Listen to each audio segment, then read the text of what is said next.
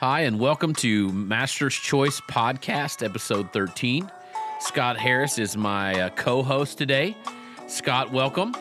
Thank you. It's good to be back. It is good to be back. And so Scott is our national sales manager. We've worked together very close. We said many times in the past that we came on here about the same time at Master's Choice, and so we're pushing almost 6 years now together. Yeah, that just doesn't still seem possible. No, I know. It's awesome. So, and in fact, this week you were out with the R&D guys. So we were teaching you a little research and development. Right. I like to call I was an honorary R&D, or the guy who does the stuff that the other R&D guys didn't want to do necessarily out in the field. So, but it was fine. I enjoy when I get out in the field. It's such a different change of pace for me from necessarily just sitting at a desk, or I travel so much, you know. And I get to go out and look at plots, but not in the initial stage like this, and be a part of that. So I enjoy it. Yeah. So Cullen and I, Cullen was planting, I was driving, and you were, for those guys who maybe out there know anything about research planters, you were running the cable, making sure that we had all of our alleys right and putting everything down correct. Yeah, it's I was the cable guy. You were the cable guy. So apparently it's a very important role. It is.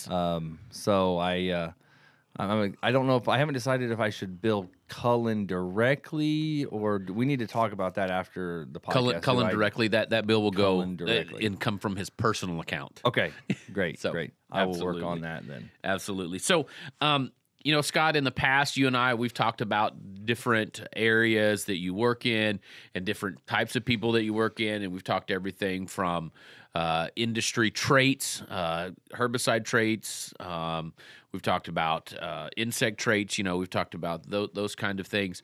We've also talked about non-GMO markets and just what consumers are looking for. So I was reading an article this past, I guess it's been a week or two ago, and it was, I think it was done, if I remember everything correctly, and somebody's probably going to comment and that I'm an idiot, but that's okay. Yeah, it's probably rightly so. But anyway, they're going to comment, oh, you got it all wrong. But if I'm not mistaken, there was a study done at the University of Illinois, that was basically went through and asked consumers what labels on food really mattered to them. Yeah. Okay.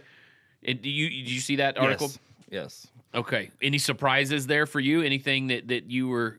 I would say a lot of surprises for me when I went through it, and so kind of hit on some of the highlights from it. So they went through basically, and they wanted to know what mattered to consumers, what really mattered to you with all these labels. There's so many different labels. Right now, non-GMO labeling is the hot topic, but there's a bunch of labels, when it comes to food. So the top things that were listed were animals were not administered growth hormones was number one. Okay. Genetically modified organisms were not used was number two. Animals were humanely raised was 3. Animals were not administered antibiotics was 4. Animals were raised in a free range or cage-free was 5. Animals were grass-fed or raised on a vegetarian diet was 6. And 7th, pulling up the rear, was certified organic. Interesting. Yes. That is. And so these labels are labels that are found on food products, beef, chicken, milk, eggs, those kind of food products, and they ask guys, of all of these labels, which ones are most important? And the most important one was the not administered growth hormones. Not administered growth hormones was so. It's interesting that consumer perception really has to do more with I'm going to talk cows. Has to do with the way the animal was raised. Right. More than anything else. Right. And the thing about it, there's so many things we can talk about with this, and hopefully we'll remember to hit it all. But the crazy thing is, so growth hormones was listed number one, but there's segments in the food industry that you can't use growth hormones. Right. The poultry, for example, right? Everything has no growth hormones. So the businesses that advertise no growth hormones are brilliant, because Nobody has it. No, But but yet that's the way they're labeling and marketing. Exactly, yeah. And I think one thing that's in interesting to me in this whole thing, we really don't have a dog in the fight, No. right? We don't have a dog in the fight, but it's really interesting that you think about labels. Labels is really just packaging and marketing. I think sometimes we use this term label and we think about, the ingredients on the back of it, Right. and all of those verifiable type attributes and ingredients and those kinds of things, but really label has to do with the packaging of it. And that's really marketing. Yeah. Yeah, it's exactly right. And the thing is, so I got really intrigued by this when I read it yesterday. And in preparation for this, I decided I was going to text about 10 of my friends, and I wanted to make sure they were non-ag people, and just in varying social climates, varying income levels. Did you find 10 friends? 10 acquaintances. Okay. 10 acquaintances. Let me make that clear. I don't have 10 friends, but I'm looking for more friends. You're looking for more friends, right? So look him up on Facebook. Yeah, yeah. Click like. And so when I text them, the responses I got were, I won't say they were surprising, but I think they gave me a better understanding of why we saw some of the results from Illinois that we did. Obviously, mine was only 10 people. Right. So sample size was obviously very small. Yeah. But what I found is about, I think 3 out of the 10 did not care what was on the label because they don't trust the label. Interesting. Yeah. Yeah. So, I mean, if that was going to continue, that's a huge segment of the population is they think it's nothing but a marketing ploy. Right. So, I'm not going to trust that. Well, that's just a way to get to get me to pay $10 instead of $5. Right? It's nothing more that's how a lot of the consumers, I think, are starting to trend that way. Because they don't trust big company, they don't trust the government necessarily. For a lot of people, I mean, there's just this really big factor of distrust. Sure. That's going on with everybody. And the other thing that came up was even the ones that did trust them have no idea what most of them mean, what most of the labels mean. It's all just buzzwords to them, Right. Well, growth. I even had one of the girls that I texted even said, I don't know what growth hormone really means, but it sounds really bad. Right. Right. Like, well, I don't think I want that. Yeah, I don't want a growth hormone. I don't want to be big. Yeah, I don't want to turn into the Incredible Hulk. I mean, I think that's the mindset that we're dealing with from a consumer standpoint. I mean, prior going into ag, I didn't know what most of that stuff meant, and it wasn't even as big of a deal.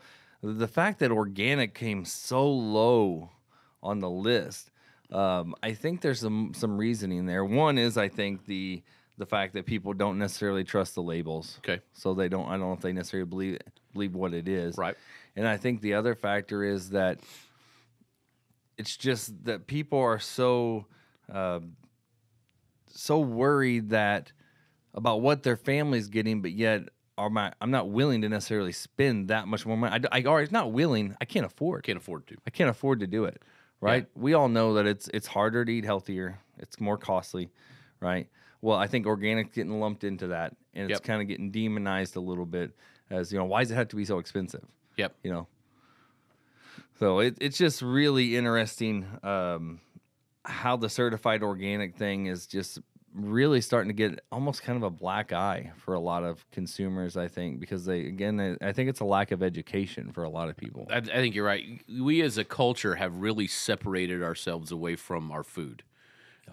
We're fortunate enough that we were raised in a place where we kind of knew, for lack of better terms, where our food came from.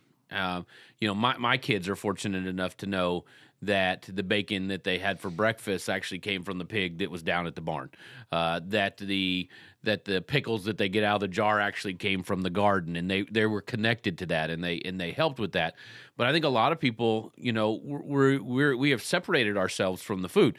We talk about in the ag industry that we have separated the grower of the corn from the guy who's feeding the corn to livestock anyway, and how much more removed is the end consumer there when we think about, they really don't know. Right. They don't.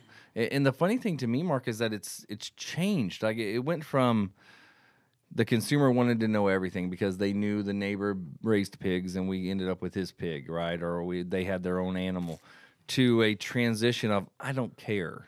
I don't, just give me my food. Right. Right. Right. Now back to I want to know what's in everything that I'm eating, and you better tell me. Yeah. Right. I wonder. I wonder about this article, and it doesn't say it anywhere. But I wonder what would happen if they were to put locally produced. You know what I mean? Locally produced. Locally produced. It's funny that you say that because I did have 2 different people of those 10 say I care more about local. Yeah. Yeah, I was actually asking one of the girls here in the office, what's the most important thing to you? I showed her the list, and she goes, well, the one that's most important to me isn't on there. She said it's local. Yeah. Right? I really think that we're going to see a trend where people are really going to move more towards locally raised or locally produced or locally grown or however that is, where they can be connected. And I mean, not to belabor this point a whole lot, but that there are things that I grow on our little farm there here in Anna or outside of Jonesboro, and I come and I bring eggs to the office and we do pork and everything, and what I have is people who are here who say, can I bring my kids to see the chickens? Can I bring my kids to see the pigs? And I think that there is a trend towards that way, that's where consumers are going to be. So I think it is interesting as we look through this.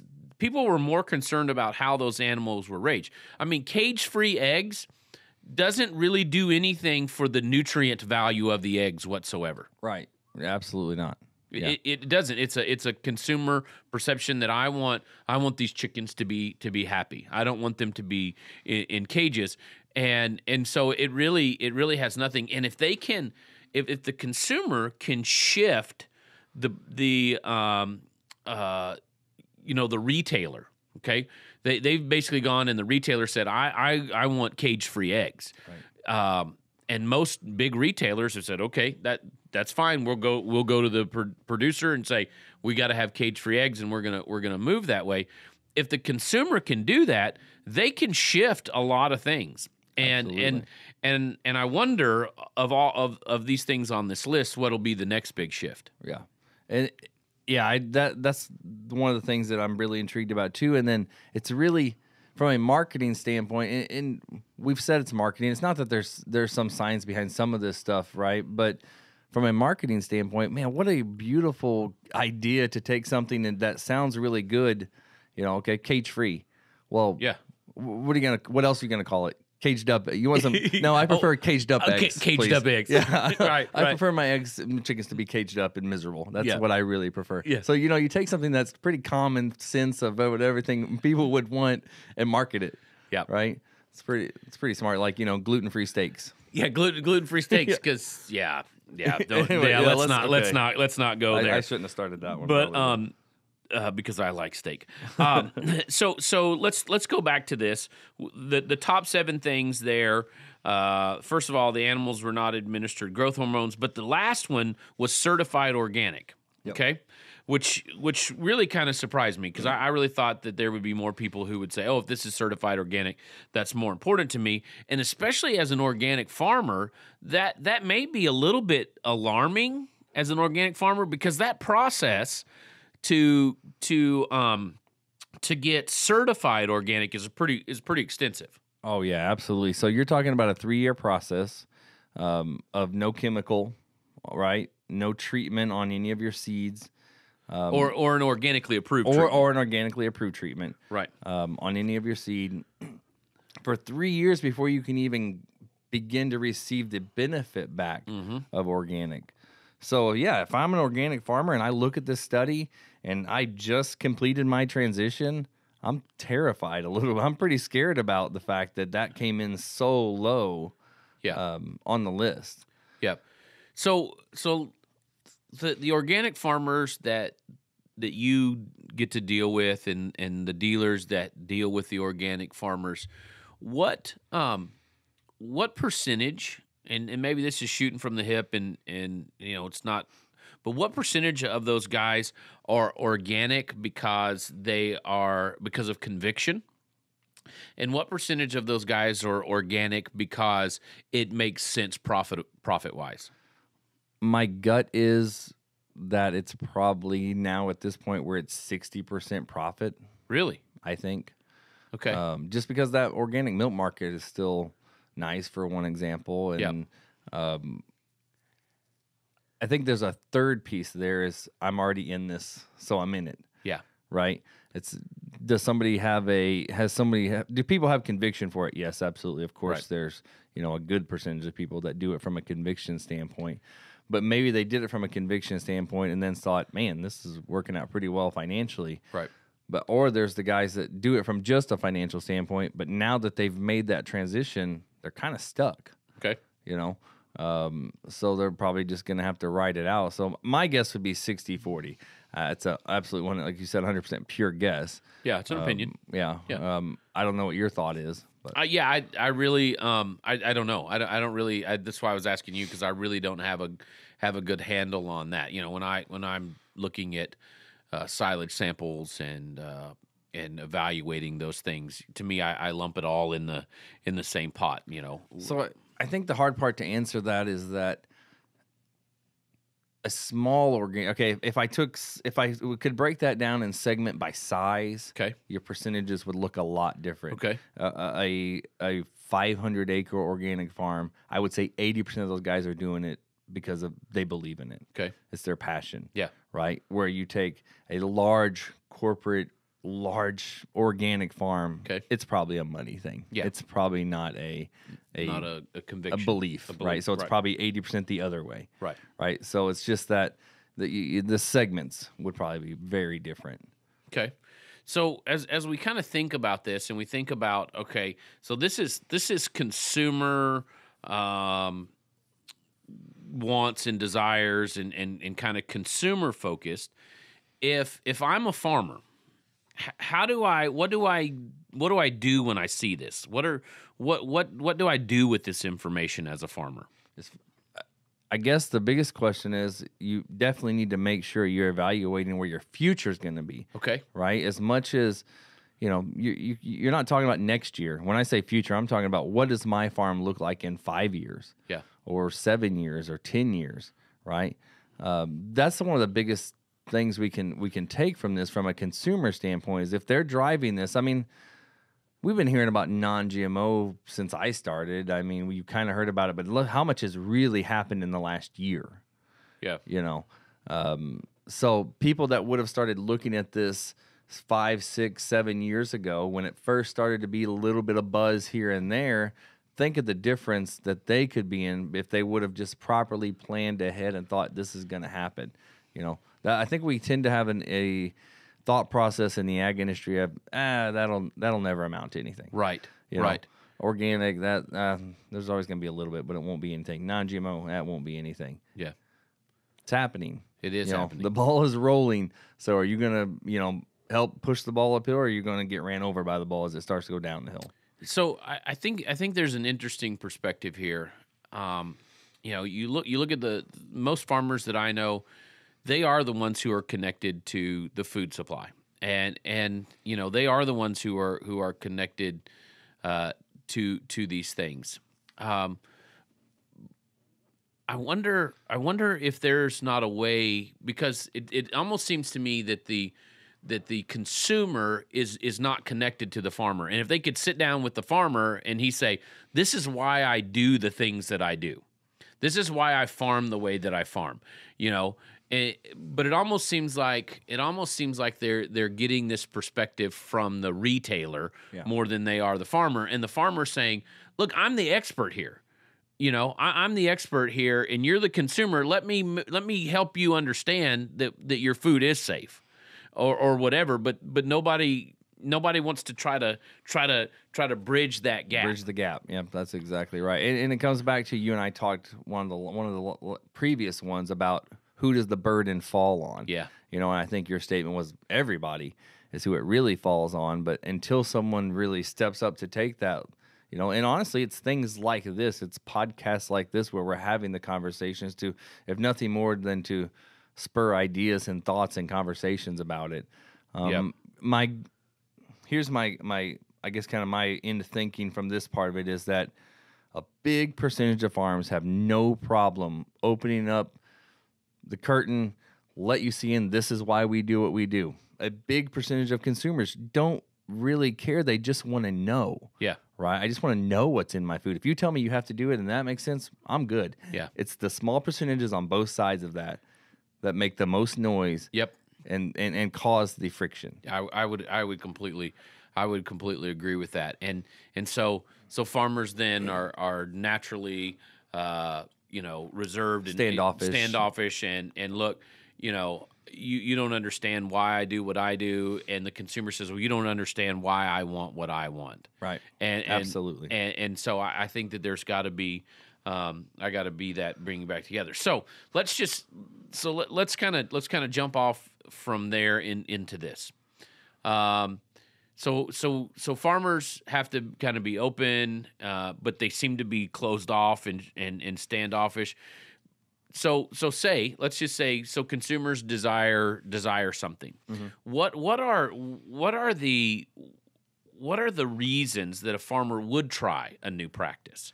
I mean, what are the motivations behind him shifting to new ideas and to new things? There actually was a second study the University of Illinois did. Okay. And it doesn't relate. Well, I don't think it was meant to relate to it, but it really does to kind of the previous topic we were just talking about. Is okay. You want us to do all these changes. Do you understand what that means for us? Right. You better motivate. I've got to be motivated to make a change. I mean, that we take that into our own personal lives. Right. You say I want to lose weight. You have to make a change. Yeah. To be able to do that. Right. I don't know what it is, obviously.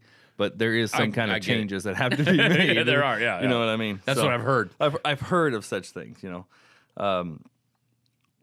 I think that one of the biggest things that happens is you have different types of growers, right? And so the study at the University of Illinois, labeled people from like educated networkers to young innovators, and who was more money motivated, who was more hands off. And which ones were more willing to make that transition. To me, I don't think it's that complicated. I think that your small farms, go back to kind of the same reference we made before: small, medium, large, corporate type farming. Yep. Your small farms are going to be much more willing to make a change, or at least give it the idea, because it's not as complicated for them. Right, if I'm farming a couple hundred acres, it's not as near as complicated to make a big change to my practice. All right, okay. Where in a large farm, on the other end, I think is the same way. Even though it's large and it may not make sense to somebody, but let's think through the psychology of it. If I'm a large farm, I'm an innovator. Yep. Right. I've got the money and the resources to make these changes, these big corporate changes. Right. Yeah. It's these farms in the middle that. They're too big to just make a quick, easy change. They don't have the financial resources to necessarily be able to do it. So they're going to continue to do what they've been doing for as long as they've been doing it. Okay. So size. So size of the farm kind of will help contribute. I think it's a big factor. Okay. And it's not talked about in this, but I think that is one of the largest factors. It's not, because so many times it's not an unwillingness, it's an inability.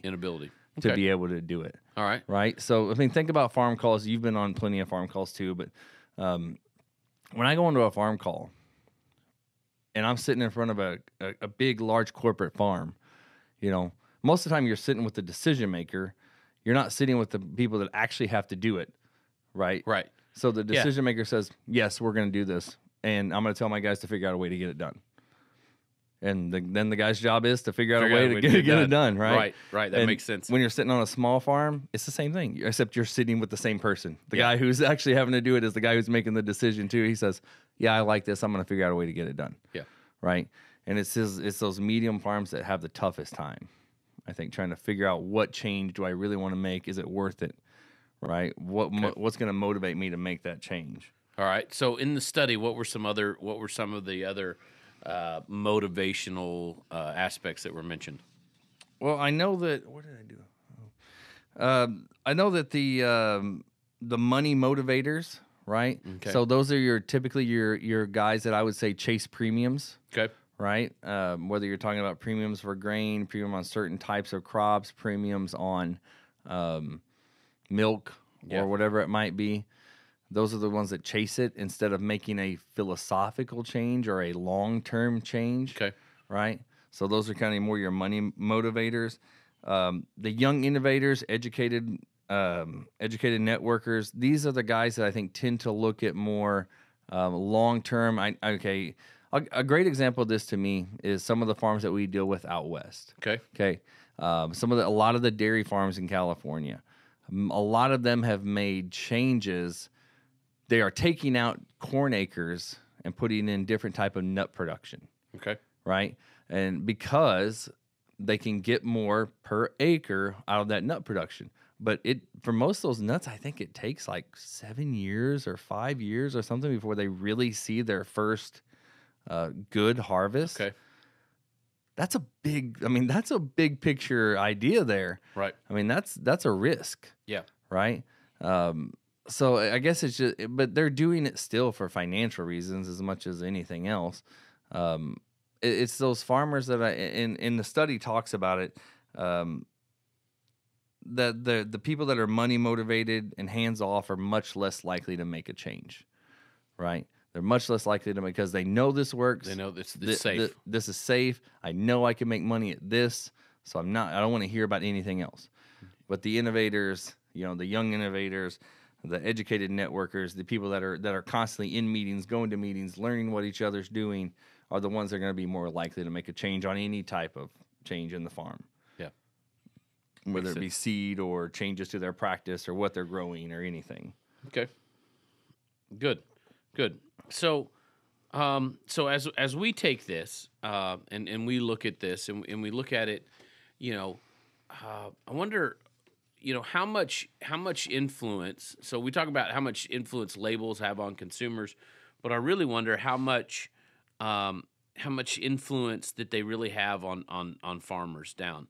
And most of the time, what I see is that the farmer resisting some of these things, and I think part of it goes back to the fact that those guys, we know that this works. I mean, how many guys do we have that have one hybrid that they have been planting because they know that this hybrid works on their farm and they know that it gives them this level of milk production, and so they know that, and so they're very this is what I want. Yeah. This is, and so I think that I just wonder how much influence that the consumers are going to continue to have on the agricultural industry. And that's the thing that I think we can't figure out is, from the consumer is screaming and saying they want it, and they can scream and yell and say it forever, but until the farm makes a change, or I guess even until the middleman makes a change, it's got to be a little bit tough for some of the corporations to figure out. I've got my farmers screaming up saying, no, right, we can't do this. Yeah, like, you don't understand, we can't do this, and the consumer saying, you better figure out a way to do it, and then you're stuck. As the industry person, you're stuck in the middle. How do I balance this? And one of the ways that they've tried to balance it is with the labeling. Yeah. But the question is, have we gotten over-labeled? I think that that's probably what has happened. I think that we've definitely gotten over-labeled. Yeah, and I think it has caused those labels to lose their value. Yeah, just like you said, a steak that's labeled gluten-free. Exactly. It's just, at that point, we've gotten over-labeled. We've definitely gotten over-labeled. So Scott, we've got a guest in today. We're gonna have Roy Buessing call in, and so we're gonna be talking to him, and he's gonna impart some wisdom to you and I. Absolutely, and Roy will be a good resource for all of this, actually, because Roy does some organic, and non-GMO, and he's part of the transition, and so he balances a running a dairy and trying to actually sell some seed, and also trying to just his family. Yeah. And just everything, and got a bunch of boys. Be part of this transition, and so it'll be a good conversation that way. Yeah, and I think in studio also, Kevin Koone's going to join us for a few minutes. I'm not going to stay in for that. Yeah, you will. Okay, fine. So Kevin will be here for a few minutes, and so he will impart to us some of his wisdom and knowledge. Great. So it'll be a short visit. Be all about a minute. Hey, Kevin, thanks for joining us today in studio. Glad that you could join Scott and I. We know that you've been out and about here lately. Just kind of give us a little brief update on what's been going on with you. Yeah, it's nice to actually be back in the office for a little bit. Kyle and I, we joking this morning that we've basically been out storm chasing. We're trying to plant corn, but every time we show up to plant corn, the thunderstorms follow us. So we're not getting much done right now. Well, I will tell you this. I'm glad, if that's the case, I'm glad that you and Kyle were off yesterday because we got some stuff done around here. It's kind of odd. We were in Wisconsin yesterday and we got rained out, so we moved down to Central Illinois and got some things planted. Back in the office today. Guess what's in the forecast tonight? Yep. Thunderstorms. More rain. Thank you. We're back. That's awesome. Hey, Scott and I, we've been talking about consumer labeling or product labeling and just consumer perception. And really, we looked at a study from University of Illinois that kind of ranked the top 7. And the 7th one was actually this product is certified organic. So that was really lower down than what Scott and I kind of figured. You read the article. You got any takeaways from any of that? Really the biggest thing for me is we're seeing a lot of change in the ag industry, and it's streaming from some of this consumer demand. Sure. The part that is really interesting to me is that we're seeing that demand change as a result of consumer opinion that is not necessarily based on actual experience and actual facts on some of the things that are happening involved with those ag products. Right.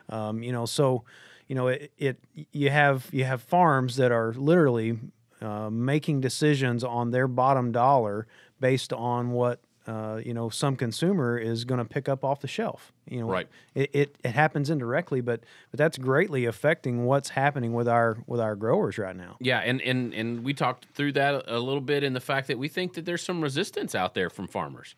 Absolutely, and anytime that you have any business you look at, if I've got something that's working, I'm making money, it's successful, I don't want to change that system. It's safe. Right.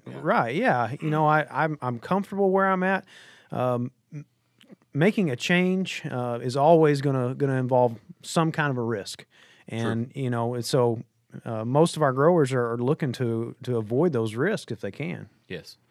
We think that there's got to be this way to kind of educate both sides, and it just seems like there's nobody really, giving the farmer space to educate the consumer, and the consumer, saying, so the soccer mom says, I want milk without hormones in it. Okay. And so the farmers say, well, why? Why do you want milk without hormones in it? And then the farmers say, well, this is what hormones, in milk help us with, Here's what I'm able to provide for you by doing this is, whatever it might be. Exactly. Production costs or something, the biggest thing that still I think is the biggest disconnect that I don't think consumers are getting is the cost factor. Right. What this could, if it goes the way that it looks like it could, what this could do to cost. Well, and I also think that conversely, there's, and Kevin, you can correct me here, but I think that sometimes the farmer thinks it's going to cost more than what it really is. That's true. Sure, yeah. There's a common misconception out there when we look at, we're seeing a lot of movement for the non-GMO push right now. Sure. And, a lot of growers think that if I'm going to convert from a system right now where I'm using glyphosate, and I'm going to go away from that system, I'm going to use conventional corn and only use conventional corn herbicides, that, my chemical bill is going to be a lot higher, or I'm going to have to spend a lot more on insecticide and things like that. And there are changes in your management practices, but in most cases, when we really look at dollars and cents, there's not that much difference. Right. Most of the guys that are spraying glyphosate on their crops are using those residual conventional herbicides anyway. Right. Yes. So all we're doing is taking the glyphosate out and maybe making sure they're more timely, kind of changing up the approach of how some of that stuff is sprayed. But most of the time, dollars and cents, there's not much difference, especially when we look at a reduced seed cost, when we take away that that trait cost. The trait cost, for sure. Yeah, what's interesting is that in any argument, right, between anybody, if you're not looking at facts and figures and those things, and it becomes you're stupid, no, you're stupid, and it appears that that's kind of what we've got. And Scott, you talked about it, those very ends of those group, that small percentage that's the loudest. That's really what you got. You got farmers screaming to consumers, "You're stupid, you don't know anything," and then you have the consumer screaming at the farmer, "No, you're stupid, you don't know anything, and you've just bought into what the industry's telling you to do." Right. And nobody's really sitting down and talking through those things. Sure, and the unfortunate part is ultimately we have to find some common ground because the farmer has to be profitable. Yes. We have to keep these farms thriving, keep them going, to keep the consumer supplied. Yes. At the same time, the consumer has to have some say-so in what they're purchasing, what's showing up on the shelves. Absolutely. So we got to find some common ground there for everybody in order to keep the shelves full and keep products out there at an affordable price. We have to find some middle ground. And let's be honest, for us in America, we have cheap food. Yeah. You know, I mean, we have access to cheap food. It may not be the highest quality, and it may not be the best, the highest nutritious food, but it's cheap. I mean, I've got 5 kids at home, and I could literally go to the store and buy 5 $1 pizzas and put those in the oven every night. And they would have enough calories to survive on. Now that's not healthy for them, and not doing that every night. So we've got cheap food, but what we've got to be able to do is bridge that gap between, okay, consumer perception is this is what is good for my family, all right, and the farmer says, okay, this is what's good for my farm and my operation and really his family. Sure. You know what I mean? And kind of be able to bring that together. One of the other aspects that we kind of talked about there is, and we'll get your opinion on this, do you think things are over-labeled? You think we've over-labeled? Absolutely. And what's happening is we're seeing we walk down the aisles at the grocery store, we see labels that are there that are not necessary. You see a gluten-free label on a package of steaks or on beef jerky. That's exactly what we just said. What we use the exact same. Sure. Example. So that industry is taking advantage of the lack of knowledge from the consumer. Yeah. And they're throwing labels out there that catch the eye. And the consumer is left to assume that, well, if this product doesn't have the label on it, then it must have gluten in it, or it must have growth hormones, or whatever is the case. Yeah. And there's just not a lot of consistency in the way products are labeled, and the consumer loses out on that because they don't understand the process. You're exactly right. And somebody's got to help them understand that process. Sure. And they've got to find the person that they trust, because they don't trust the retailer. They don't trust the company that is packaging it, and ultimately we've separated the farmer and the consumer, and they're not talking to each other either. And so somebody's got to be able to educate them there where they trust. But I'm gonna throw this out and get in trouble if it happens. I'm always in trouble, right? We also have to have. I know, look, everybody just tensed up right in here, right? It was like, oh god, awkward. Where is he going with this? Yeah. What we also we somewhat live in a post-factual society also, where a lot of people get what they think is facts from the internet. I've got kids who are 6, 7, 8 years old. And they're like, well, I read this on the internet. And I'm like, not everything you read on the internet is true. Right. And we've got to be able to get consumers out of that mindset a little bit. Right. And where you're not so dumb that you believe everything that you hear. Is this fake news? Well, this is not fake news. I don't know. Yeah, absolutely. Yeah, fake news or just anything, or just some idiot with a YouTube channel who's like, who. Well, I mean, idiots with YouTube channels, not people like us, right? But but some idiot with a YouTube channel that thinks that the BT trait in corn is a pesticide that's going to kill his children. Right? That if they get close to the cornfield, they're going to get some pesticide on them from the BT tree. That's asinine. Yeah. It's ludicrous. And so there's got to be a way to kind of draw them into truth. Yeah. And so I got on a soapbox and went from preaching to meddling we're there for a minute. Just take a little step down from that box for a second. Let's bring it on back. Let's Mark. Come back to us. Absolutely. Okay? But yeah, but you're on the right track. I mean, you really are. As much as that's difficult to say sometimes. I mean, but you are absolutely on the right track, and just that disconnect is just. I mean, I think it's way worse than we realize. I think you're right. And I mean, and until you get the opportunity, because so much of the presentations that we do are to farmers. Right. And until you get the chance that an organization comes and says, "Hey, will you come talk about what you do?" And I don't care what group it is, 5 minutes into that, someone says, "What about non-GMO and GMO?" It's like, oh boy, here we go. Because people have a thirst to want to know, but yet they don't know what source to trust. Yep. Just like you said, I mean, I'll use my mom as a great example. My mom is, in her 70s, and my gosh, if it's on Facebook, it's real. It's real. Yeah. Yeah. It is real. So, so a lot of these satire news things that she sees, I'm getting panic calls, about, planes disappearing. I mean, just random things like easy, So if she sees something on there, it's real. Yeah. Right. She's not alone. I mean, there's people in every single age group that are guilty of this. Absolutely. And just that, but I mean, it still just comes back to who's the burden lie on to educate. Yeah. And the truth is, it's on all of us. It has to be. It's on all of us, and so that is our burden. So Kevin, just to kind of wrap it up, appreciate that you're here. Anything else that you want to add, to what you've been doing, what's going on, or anything else that you could comment on that we've been talking about?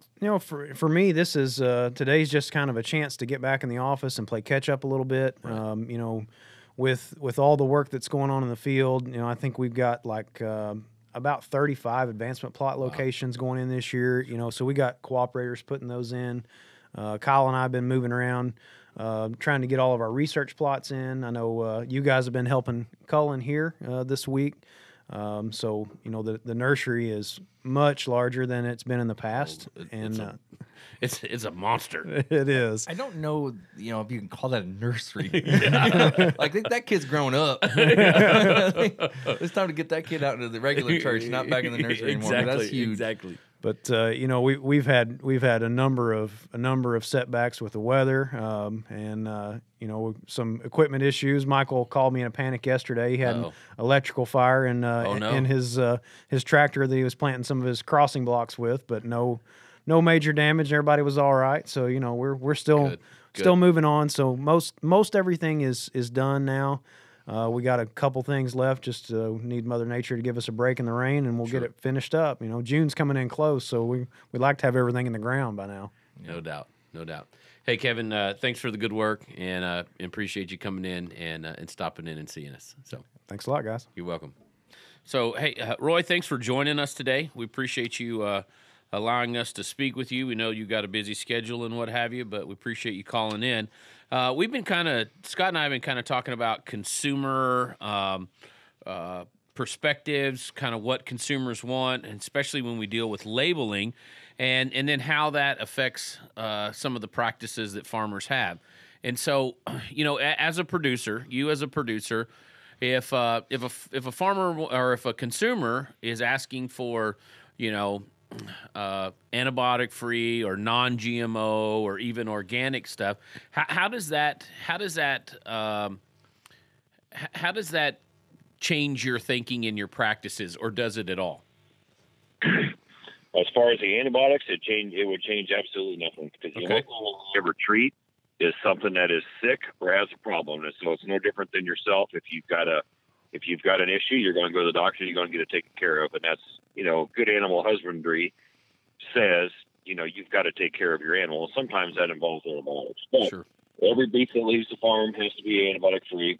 Same way with every tanker load of milk that leaves. So I can't ship anything there antibiotic wise that that is tainted. So that would change none of my practices. Okay. So If consumers demanded all non-GMO feed, that takes one growing season, and you can do that. So, it depends on what you've got in the past. The challenge you're going to face with a little bit of non-GMOs is weed control especially in soybeans.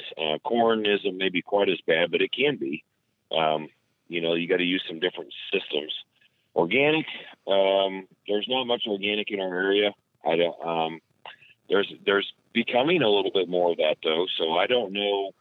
I honestly don't know a lot about organic. I'll just be right honest with you. No, that makes sense. I think they have a lot of challenges in our area. I think with weed control, getting enough fertility out there in those fields to be able to grow what they need to grow without growing a mess of weeds. Yeah. So Roy, just to kind of so everybody's listening kind of has a good idea. Why don't you tell us just a little bit about your farm? You guys do some non-GMO, is that right? Or what all are you doing? Yep. How many cows are you milking? Tell us about you so that way we kind of can give everybody else an understanding. Okay, so we have around 1,500 acres, and I grow corn and soybeans, about some wheat and some alfalfa. Then the balance is grass and wasteland. And then we milk 225 registered cows, milk twice a day, around a 25,000 pound herd average. It's me and my brother on the farm, and I'm bringing my two boys. They're coming back into the operation right now. So we raise and feed as much of what we can grow as we possibly can.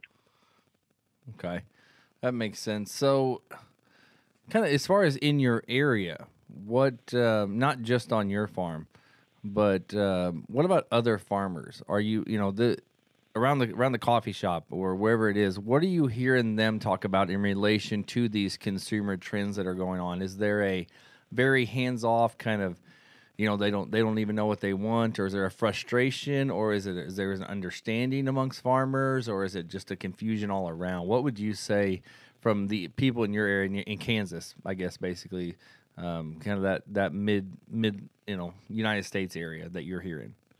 Well, we've kind of got two. I'm going to say there's kind of you might say two groups of farmers in my area. You got the ones that are trying to capture some non-GMO dollars. Sometimes you can get a premium for some corn and for some beans. Then you've got the other group of guys who, the latest and greatest stack traits and this and that and everything else.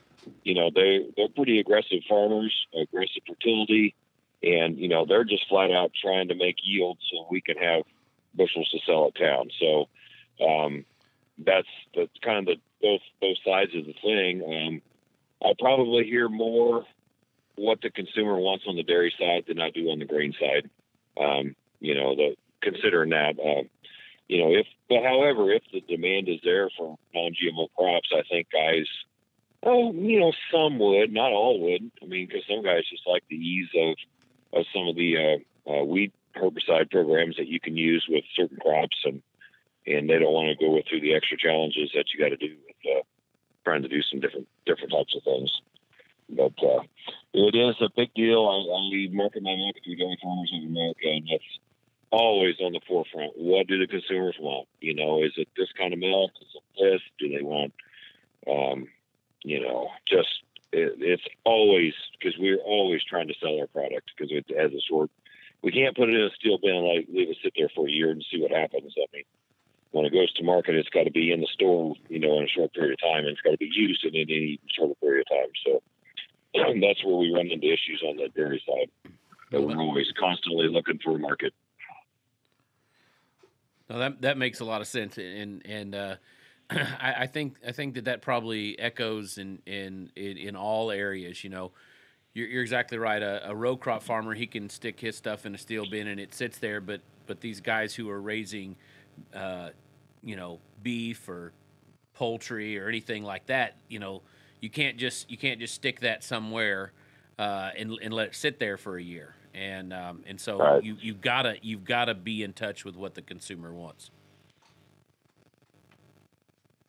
Yep. So, okay. So speaking kind of further from how long have you guys practice the way that you do now? What made you decide to kind of start looking more on the non-GMO side of things? Was it an emotional decision? Was it a weed management decision? What do you and the other farms that are making that? I know you hit on it being a financial decision, but is there any emotion involved in that for the guys in your area, or is it all financial? Oh, I don't know if there's emotion or not. I mean,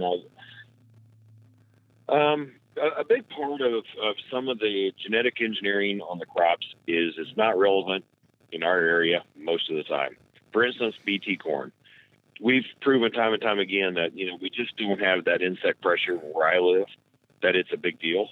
So, and even as long as there's so much, most of the crops in our area are rotated. So it's very seldom corn on corn. Now, the corn on corn acres, that's a different story. You've got to do something with that. But for the most part, guys do a pretty good job of crop rotations. And we've been able to keep, the bug population just really doesn't affect us that much. And we've proven with side-by-sides and test plots that some of our, are just plain corns can flat out yield compared to some of our triple stack hybrids and stuff like that. So, I'm not saying that there's years that they don't have an advantage, but for the most part, I would say we've been able to raise really good yields with our non-GMO crops compared to other ones. And oftentimes it's corn's $3, and if you can buy corn for X amount, or you can buy it for twice as much of something else that's got all the bells and whistles, and maybe it's not going to yield very much more, then you're probably going to tend to go with the cheaper product. If corn's $6 or $7, you can make the $400 bag of seed corn and somebody will buy it. Yeah, absolutely. So when it's $3, nobody will. Makes sense. Hey, Roy, we appreciate you calling in and talking to us today. We appreciate your perspective and chit-chatting with us about that. We hope everything continues to go well for your planting season and the rest of your growing season. So thanks, Roy. Appreciate it. Thanks, Roy. All right. Yep, no problem. Talk to you later. Okay. All right. Hey, Scott, as we wrap up, is there anything else that you think we need to add to this thoughts about, consumer ideas and consumer perspectives and what the consumer wants in labeling or anything like that? I really hope. I think one of the best things we talked about was that huge gap of between the consumer and the farm, and that there's probably not that many farms that are really that negative about it, and there's probably not that many consumers that are that negative on the farms, but those small percentages of people are having the large voice. So let's try to get the middle, to have a larger voice and have more and more topics like this. Absolutely. And discussions like this, and that's what's going to make the difference. Good. Hey, Scott, thanks for coming in today. Thanks. Appreciate you co-hosting with me. We appreciate our guests, Kevin Koone and Roy Buessing, and so had a good talk, and I hope that you guys out there listening enjoyed this, but also kind of got a perspective about it, and especially you guys that are producers, some way that you can kind of help reach out to the consumers and kind of bridge that gap. So we appreciate you listening. This has been Master's Choice Podcast, Episode 13. Remember that you can catch us on YouTube, Facebook, Instagram, and of course always at our website, seedcorn.com. Thanks for joining us.